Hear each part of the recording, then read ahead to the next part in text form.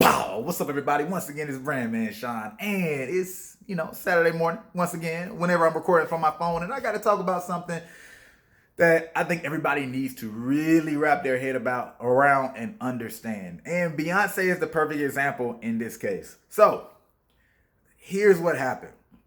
First, I heard that Beyonce got paid $4 million for Coachella, while Ariana Grande got paid $8 million. And a lot of people wanted to, create some whole white privilege conversation around that. None of that made sense. Like, Beyonce is gonna get her money. Like that, none of that made sense. So I don't understand why people even went that route. But later on, I hear that Beyonce negotiated $4 million, but had she negotiated exclusive rights to all of her footage on Coachella, and she created a whole documentary around it, which she dropped on Netflix. We all know that junk lit up, and she created an entire live album from her Coachella performances.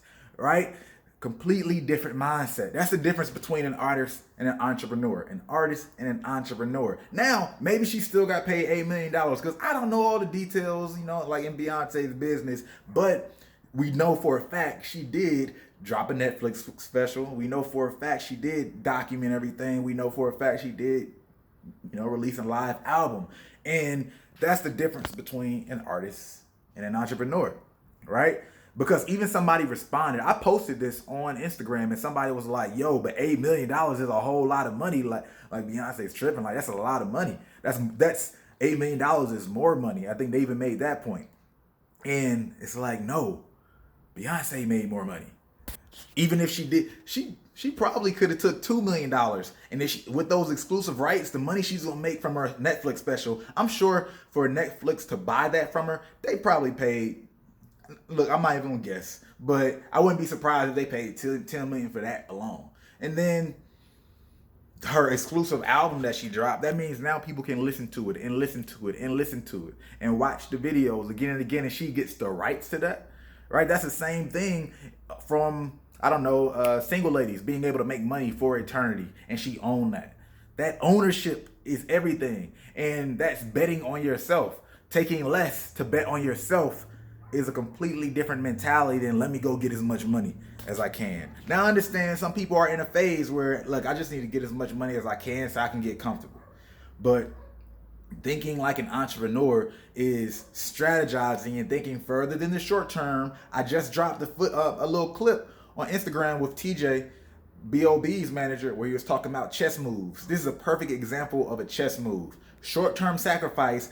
I'm gonna just take $4 million instead of $8 million, or whatever number Beyonce could have gotten, and instead I'm going to use that small upfront cash amount to negotiate some rights, own some things that most people really don't even usually seek to own. And that's the real entrepreneurial part about this part, having vision. Because a lot of people, we're hearing this conversation when it comes to our song rights, right? But a lot of artists aren't thinking, oh, I want to own rights to my performance that's going to happen at your festival. I want to negotiate rights to that, right? There's a lot of things that if you take less money up front or make it easier for other people, they will be willing to give you things that you might not, that they don't never. What am I trying to say? Things that you can benefit from more than the thing that they understand outside of cash. Because most people say, all right, you're making the situation easier on us, we don't have to pay as much money, so they're happy with the situation, and you get to go make more money, so you're happier with the situation. All those things come from thinking like an entrepreneur, having vision. I understand everybody's not in a place where they feel like they can do this, but I want to make it clear the type of thinking that it takes, and the type of thinking that, and vision that really it takes to actually be an entrepreneur to the max.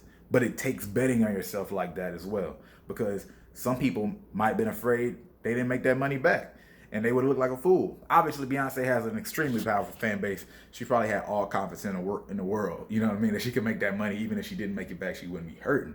But there's so many levels to that. On your way up, there's a lot of different moves that you can make. When you have a deal, yes, the money is there, or yes, whatever they're offering is there.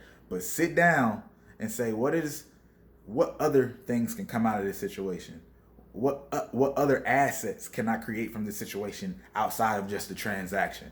Because that's what you should be looking to do as an entrepreneur. Not have as fruitful of transactions, right? And by that I mean like not make as much money in exchange for a service, because that's all that is. That's self-employed, not entrepreneur. When you perform for somebody and make $1 million, that's self-employed, right? But entrepreneur is, what else is in this situation? What else can I find in this situation? And I'm working on doing that more as well, because honestly, being a YouTube person, right? I never thought of myself as a YouTube influencer. I've said that again and again and again and again. But at the end of the day, I'm on YouTube a lot. And I got to think of myself more as an entrepreneur as opposed to just posting on the channel all the time. Because essentially, I'm an artist. My hits are YouTube videos, how-to videos, and things like that. But I'm still an artist in its own fashion.